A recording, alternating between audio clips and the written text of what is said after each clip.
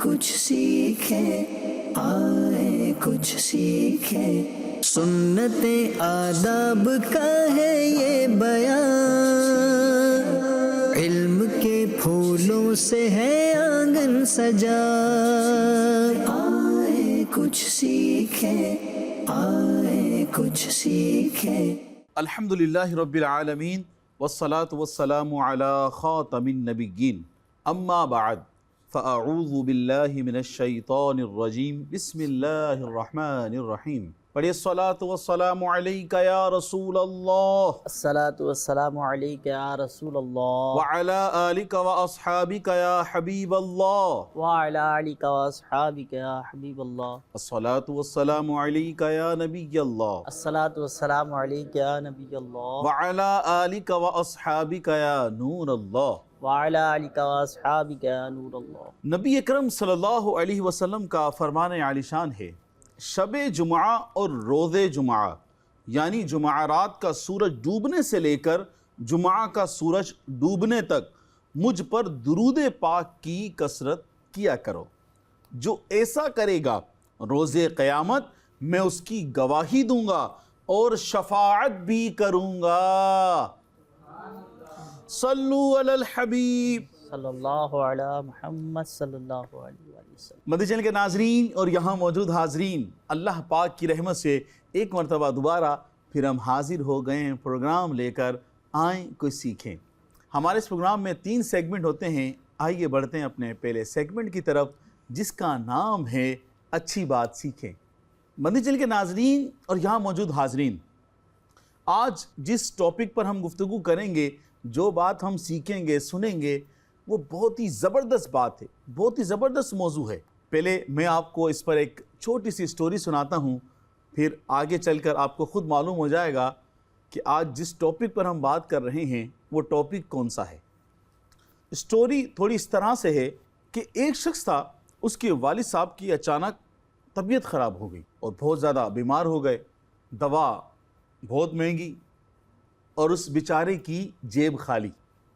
اب یہ سب کچھ وہ جو شخص تھا جس کا نام ناصر تھا، اس کے حواس گم کرنے کے لیے یہ چیزیں کافی تھیں۔ تو اب وہ جو شخص تھا ناصر، جس کے ساتھ یہ معاملہ ہوا، والد صاحب بیمار، دوائیاں مہنگی، جیب خالی، اب یہ چیزیں اس کا حواس گم کرنے کے لیے کافی تھی، وہ کافی پریشان تھا۔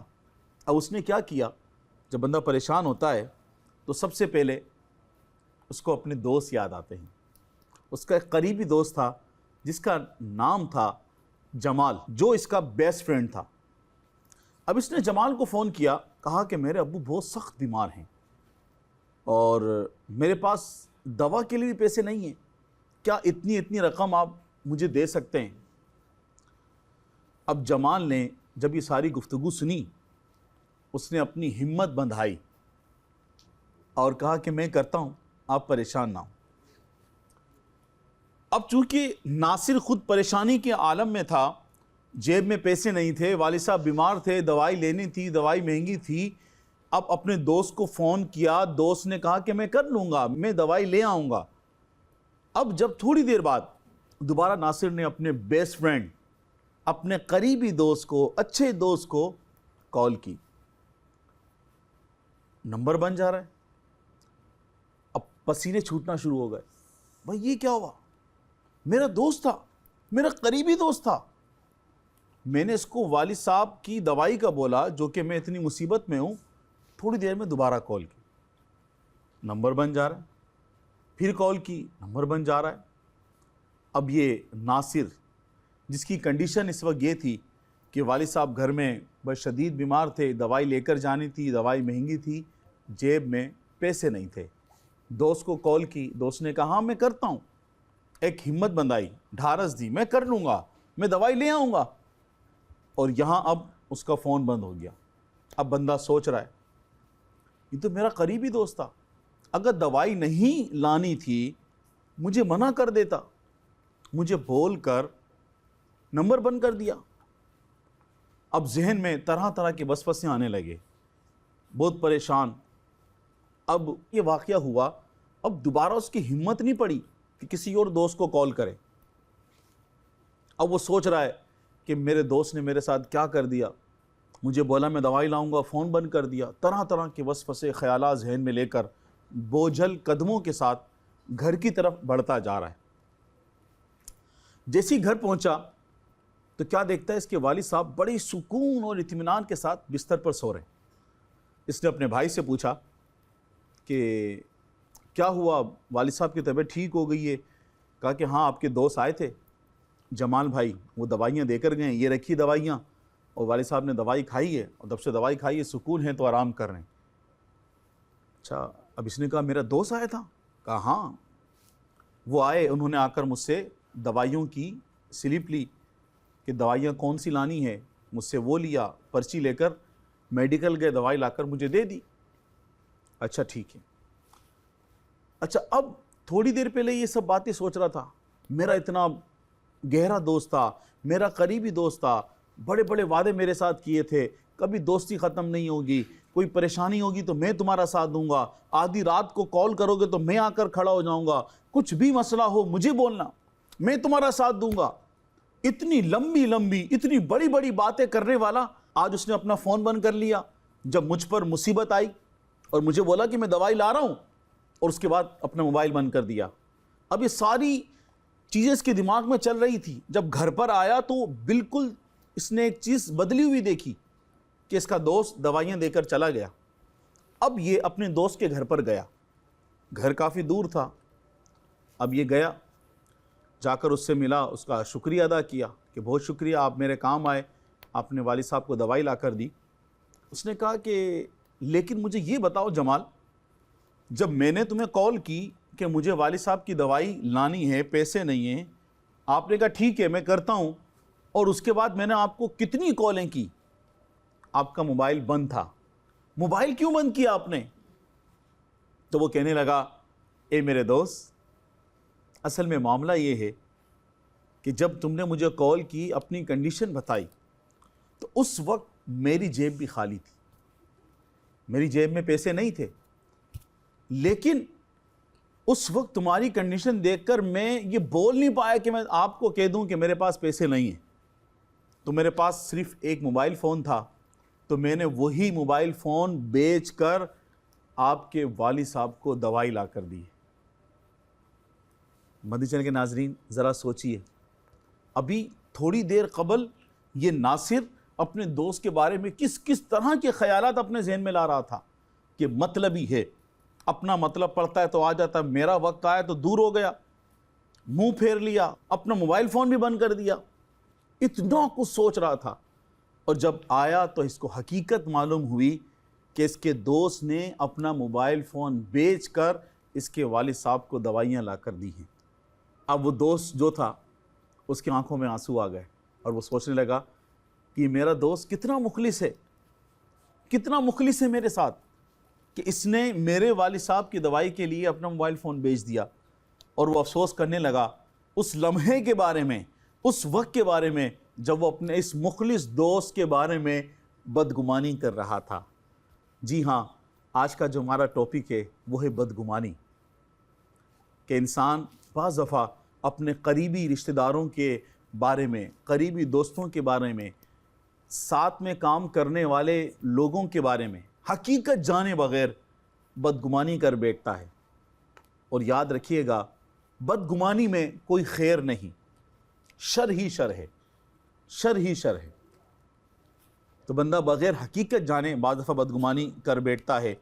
اب اس میں یقیناً یہ ایک فرضی حکایت تھی، لیکن اس فرضی حکایت میں ان تمام لوگوں کے لیے بہت بڑا سبق ہے جو بات بات پر بدگمان ہو جاتے ہیں، بات بات پر برا سوچتے ہیں، بری سوچیں لے کر آتے ہیں، بری سوچ کا شکار ہو جاتے ہیں۔ مثلاً اگر کسی نے جاب سے فارغ کر دیا، آفس کے کسی فرد سے بدگمانی کرنا کہ اس نے میرے خلاف سازش کی ہے، اس نے میرے باس کے کان بھرے ہیں، اس نے میرے خلاف گروپنگ کی ہے۔ اگر کاروبار میں نقصان ہو گیا تو بندہ بجائے اس کے کہ اپنی ناکامیوں پہ غور کرے، بلکہ وہ سوچتا ہے کہ جو میرا حریف ہے نا، جو میرا کمپیٹیٹر ہے، یہ سب اس کی وجہ سے ہوا، اس نے میرے پر جادو کروا دیا، اس نے یہ کر دیا، اگر ہم اجتماعی ذکر و نعت میں جاتے ہیں، اچھی محفل میں چلے جاتے ہیں، ہم کوئی بیچارہ مدینے کی یاد میں کلام سن کر رو رہا ہے، کوئی نعت شریف سن کر رو رہا ہے، کوئی دعا میں رو رہا ہے، تو وہاں بھی بعض دفعہ شیطان ہمارا پیچھا نہیں چھوڑتا، کہتے ہیں دکھاوے کے لیے رو رہا ہے، مدینے کی یاد میں اس لیے رو رہا ہے، کوئی اس کو مدینے کا ٹکٹ دے دے، دعا میں اس لیے رو رہا ہے، دکھاوا کر رہا ہے تاکہ لوگ اس کو نیک سمجھیں، وہاں بھی بندہ بعض دفعہ بدگمانی کر بیٹھتا ہے۔ اسی طرح اگر گھر سے کوئی چیز غائب ہو جائے تو آنے جانے والے رشتہ داروں یا جو گھر کے ملازم ہوتے ہیں اس پر بدگمانی کرنا کہ انہوں نے چرائی ہوگی۔ تو یوں بعض دفعہ بندہ کہیں نہ کہیں جو اس طرح کا ذہن رکھتے ہیں بدگمانی کرتے ہیں، تو بدگمانی میں کوئی خیر نہیں ہے۔ بعض دفعہ اگر کوئی گورنمنٹ ملازم ہو جس کی سرکاری جاب ہو، اگر وہ اچھا کھا پی رہا ہے، محنت کر رہا ہے، گاڑی وغیرہ اس کے پاس آ گئی ہیں، تو پھر وہ فوراً اس سے بدگمانی کرنا، یہ اوپر کی کمائی ہے جناب، حلال کمائی تو پتہ لگے جو اتنے عیش کر رہے ہیں۔ تو یہ بہت ساری ایسی چیزیں ہیں کہ بندہ جس سے فوراً جو ہے وہ بدگمان ہو جاتا ہے۔ جس طرح شوہر کی توجہ بیوی کی طرف بعض دفعہ کم ہو گئی تو ساس سے بدگمانی کرنا کہ بھی اس نے اپنے بیٹے کے کان بھرے ہوں گے، بہو کو نماز کے بعد اوراد و وظائف کرتے ہوئے دیکھ لیا تو یوں بعض دفعہ گھروں میں بدگمانی ہو جاتی ہے کہ ضرور کوئی وظیفہ کر رہی ہے، ہمیں نقصان پہنچے، ہمارا گھر برباد ہو جائے۔ ساس کا بدلا ہوا مہربان رویہ دیکھ کر، ساس اگر مہربان ہو جائے تو اس کا رویہ دیکھ کر بدگمانی کرنا کہ ضرور دال میں کچھ کالا ہے، جبھی ساس صاحبہ آج بڑی مہربان ہیں۔ تو پیارے پیارے اسلامی بھائی اور مندی چینل کے ناظرین، یہاں یہ بدگمانی کی کچھ مثالیں دی گئی ہیں، اور جبکہ بدگمانی جو ہے یہ درست چیز نہیں ہے۔ مفتی امجد علی اعظمی رحمۃ اللہ علیہ لکھتے ہیں کہ بے شک مسلمان پر بدگمانی حرام ہے۔ مسلمان پر بدگمانی کیا ہے؟ حرام ہے۔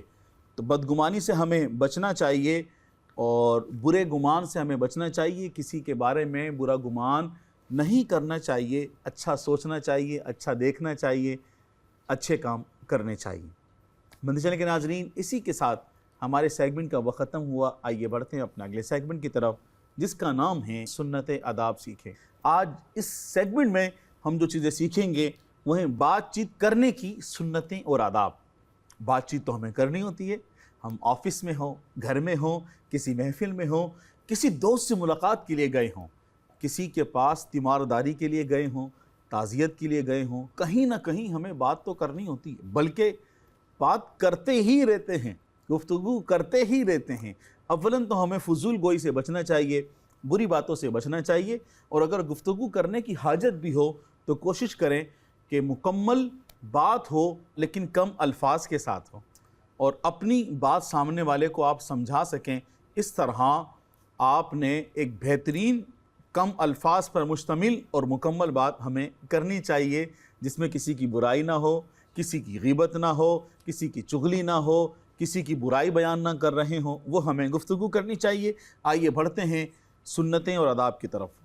مسکرا کر اور خندہ پیشانی سے بات چیت کیجیے۔ کس طرح مسکرایا جاتا ہے؟ مسکرا دیجیے، سب مل کر مسکرا دیجیے۔ سبحان اللہ، مسکرانا سنت ہے۔ نبی کریم صلی اللہ علیہ وسلم نے ارشاد فرمایا، مسکرانا اللہ کی طرف سے اور قہقہ شیطان کی طرف سے، تو مسکرا کر بات چیت کرنی چاہیے۔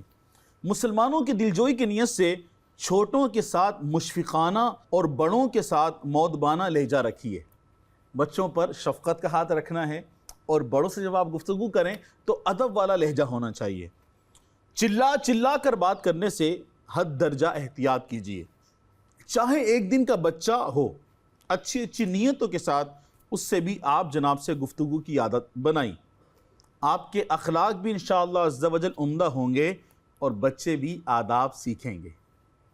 بات چیت کرتے وقت پردے کی جگہ ہاتھ لگانا، انگلیوں کے ذریعے بدن کا میل چھڑانا، دوسروں کے سامنے بار بار ناک کو چھونا یا ناک یا کان میں انگلی ڈالنا، تھوکتے رہنا اچھی بات نہیں۔ یہ بڑی اہم بات ہے۔ بندہ بعض دفعہ گھر میں بھی ہوتا ہے، بازار میں بھی جاتا ہے، سامان لینے بھی جاتا ہے، تو ہمیں ان تمام تر چیزوں کا خیال رکھنا چاہیے۔ جب تک دوسرا بات کر رہا ہو تو اطمینان سے سنیے، بات کاٹنے سے بچیے، نیز دوران گفتگو قہقہ لگانے سے بچیے کہ قہقہ لگانا سنت سے ثابت نہیں۔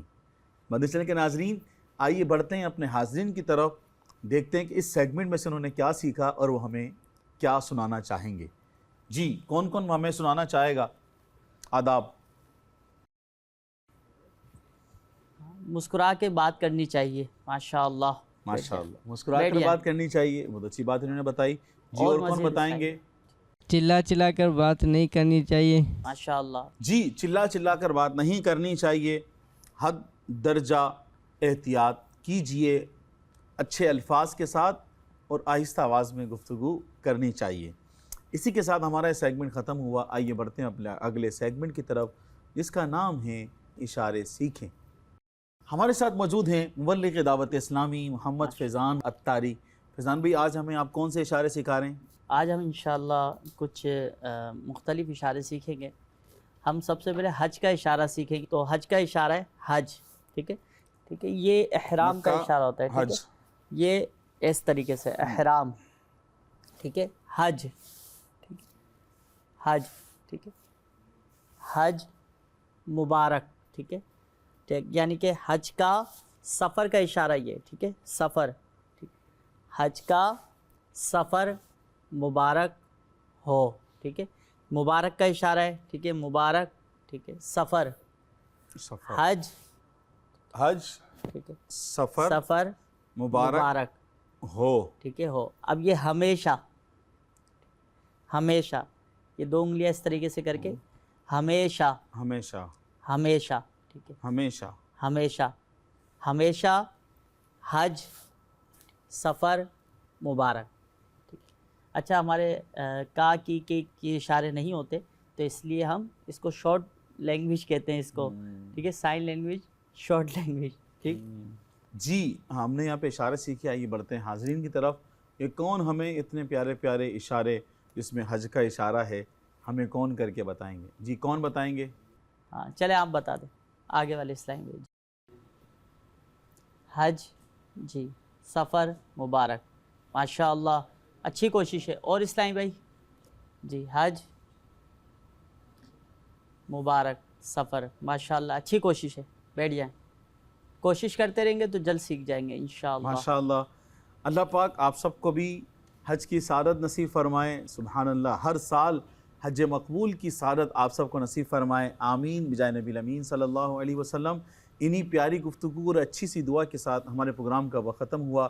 آپ سے ملاقات ہوگی اگلے ایپیسوڈ میں، جب تک اپنا خیال رکھیے گا، مدنی چینل دیکھتے رہیے گا۔